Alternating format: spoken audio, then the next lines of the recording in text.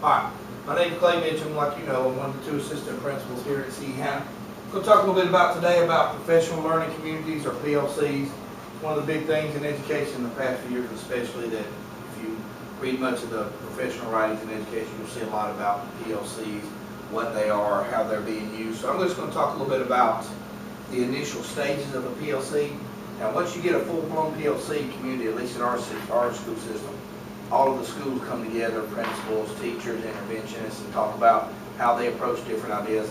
I'm going to start from the very beginning within the school itself.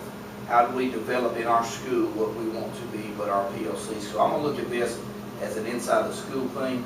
It can also be an outside the school thing where different schools within the system or even different school systems come together and look at ways that they approach different problems that they're having. But I'm going to look at it from the standpoint of inside our school itself.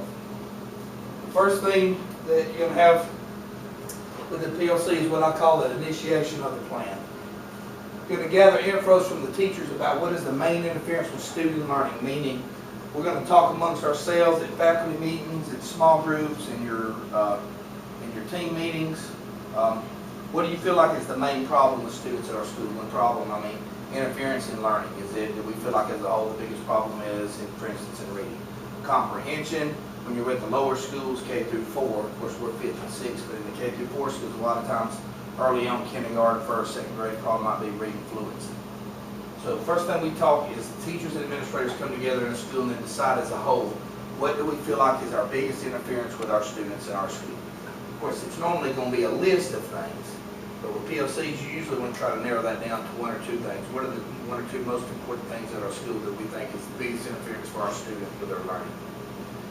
Second thing is, we meet as a faculty, talk about our problem of practice. As you know, we've been in the middle of CIP meetings and conferences, and one of the main things, or the main thing to begin a CIP plan, our school improvement plan, is what is our problem of practice, which is what I was just talking about. What did we decide as a faculty and administration that is our biggest problem at school? Our problem of practice is kind of multifold. It involves reading, it involves writing, it involves a little bit of scaffolding or intervention. So it can be a multifold thing, but problem of practice just means what is our biggest interference or problem in our school. And then we're going to gather those ideas as solutions. Big thing about PLCs, whether it's within a school or different school systems, is you're a working group and you're talking about here's our problem. Now as a group, we're going to talk about what are the solutions to our problems.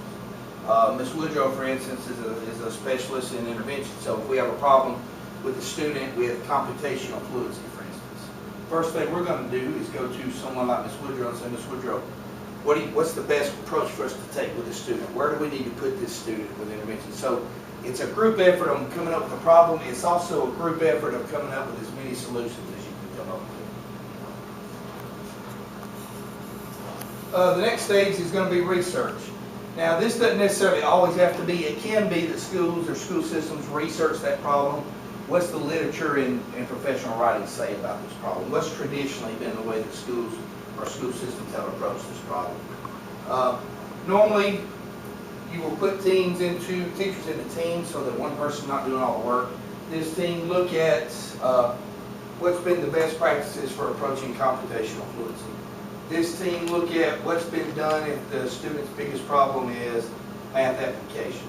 So you put them in teams with a common goal. Sometimes it involves literature research. Sometimes it can simply be a research as such in the history of our school, here at our school, what's been successful for us, what's not been successful for us. And then you bring the faculty together and you gather what are the best practices. And I'm just using a scenario. This PLCs can be different things, but in this particular scenario, we come together as a group. This group, what do you feel like, what's the best practices that you found to approach our problem? This group, what did you find as your list? You compile a list, like I was saying, as you can see, it's a group problem solving.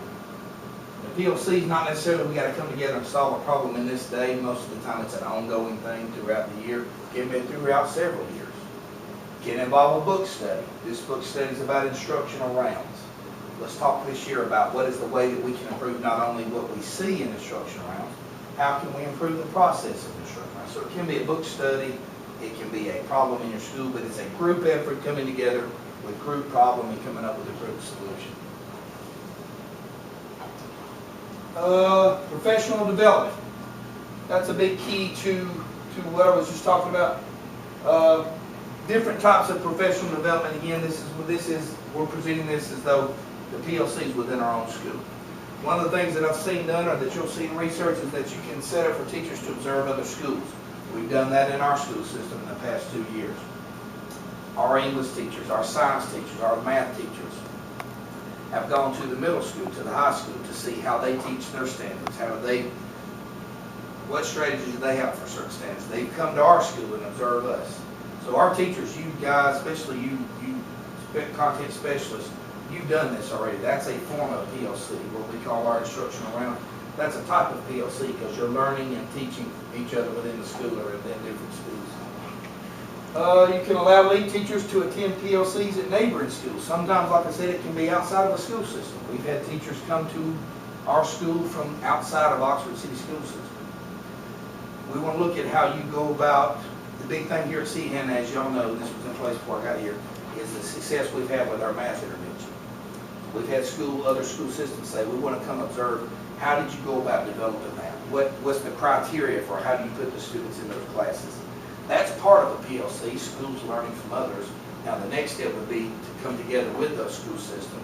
We learn from you, you learn from us, so that would be the next step in a PLC. You can have teachers do walkthroughs in other classrooms. We did this a lot in a school I was at within our school system before I came here. Teachers get together on their free period and go observe other teachers. Now that was a K-4 school, so it would be 4th grade teachers observing other 4th grade teachers. But here, you would have an advantage because it wouldn't necessarily have to be 5th grade teachers observing 5th grade teachers. It could be a 5th grade science teacher observing a 6th grade science teacher. And you're just gathering, all that is you're not there to critique, you're there to learn. I'm going to gather some ideas that maybe they hadn't thought about. They come to my room, they gather some ideas that maybe I have that they didn't think about.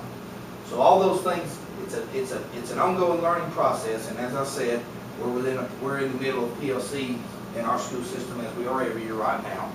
And it's schools, it's within our school system, so it's a school system-wide PLC. It can be a school level PLC. Like I said, it can be a multi-school system PLC. And last would be application. Allow the teachers, first of all, to present the facts that they observe to the faculty. You come together, the faculty and teachers talk about, this is what we saw in this classroom, this is what we saw at this school, this is what we observed in this school system. So bringing back just the facts and observations of what you saw. You can initiate walkthroughs within the grades and teams, that's what I just mentioned. You can do that before, you can do that after, you can have look fors, meaning this team's going to go into this classroom and here's some things we want you looking for. How much student engagement do you see? We listed different types of student engagement. How much technology use did you see? So you can have some look fors, you don't have to, but you can have that, and that helps kind of give that person that's going in and observing, kind of a checklist of specific things to check for. And last I put up is to share the data from the walkthroughs with other schools involved in the PLC. That's what's going on with our school system now. The schools are meeting at a different school every few months, and they're talking about things they saw. They go and look in that school for an hour or two, and they come back together and talk about what they saw in that school. They observed intervention. Here's an interesting thing I saw. Here's some things in addition to that we do at our schools. So it can be a learning system within the school or within the school system, but the bottom line is you have multiple people coming together with multiple ideas and sharing solutions to a problem, and it's ongoing. Like in education, we never stop improving because we're dealing with people, we're not dealing with a product.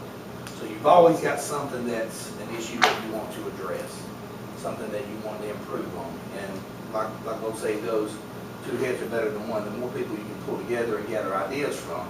And I've seen this even in things, I've been involved with some PLCs that's involved other school systems such as Amstein.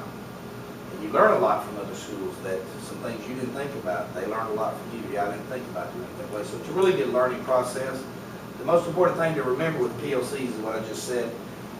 Problem developing, or deciding on the problem is step one. Step two is all of those same people coming up with solutions, which is good because it creates buy-in with everyone. Everyone feels like they're invested in this. I'm saying that this is the problem. I'm one of the ones saying that I think this is one of the best ways to solve or address this problem. So it does. I think it helps create camaraderie, helps create unity faculty, can help create unity in the school system, and it gets you good ideas dealing with outside of your school system.